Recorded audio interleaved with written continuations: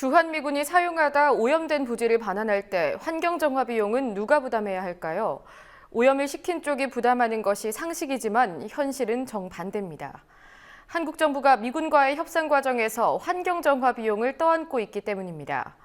부산시 DRM 기지와 경기 동두천 캠프캐슬의 환경정화 비용도 한국 부담인 것으로 확인됐는데요. 이러한 선례들이 용산기지 반환 협상에도 영향을 미칠까 우려됩니다. 성지훈 기자가 보도합니다. 미군 차량과 군수 장비에서 나오는 폐기물을 처리해오던 부산의 미 국방부 물자 재활용 유통사업 기지, 일명 DRMO 기지는 최근 우리 정부와 기지 반환 협상을 완료했습니다. 지난 2006년 조사에 따르면 DRMO 기지 면적의 40%에 달하는 1만 3천여 제곱미터의 면적이 중금속을 포함한 유류 성분에 오염됐습니다. 동두천에 위치한 미군 기지 캠프캐슬도 마찬가지입니다.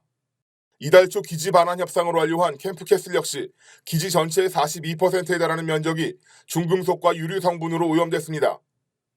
하지만 이 오염된 땅의 정화 비용은 한국 국민들의 세금이 충당할 것으로 보입니다. 정화 비용을 한국 정부가 부담하기로 하고 협상을 완료했기 때문입니다. 이 부지의 환경 정화에 얼마나 긴 시간과 많은 비용이 소모될지는 아직 알 수 없습니다. 그동안 기지 내의 오염 실태에 대한 정밀한 검사도 없었기 때문입니다.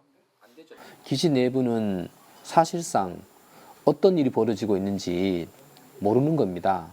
그나마 이제 탱크 기름을 실은 차가 한번 뒤집어지면서 그게 이제 위성에 잡혀가지고 비성 사진에 잡혀가지고 그게 이제 확인된 사례는 있는데 일상적인 거는 접근 자체가 안 되기 때문에 파악 자체가 불가능합니다. 지난 2011년 반환된 부산의 캠프 하야리아는 반환 전 미군 측이 오염된 곳은 전체 부지의 0.26%라고 발표했지만 반환 후 이뤄진 정밀조사에서 9.4%가 오염된 것으로 확인됐습니다. 이로 인해 정화 비용은 애초 예상했던 3억 원에서 50배 가까이 늘어 143억 원이 들었습니다. 당시에도 이 비용은 한국 정부가 부담했습니다.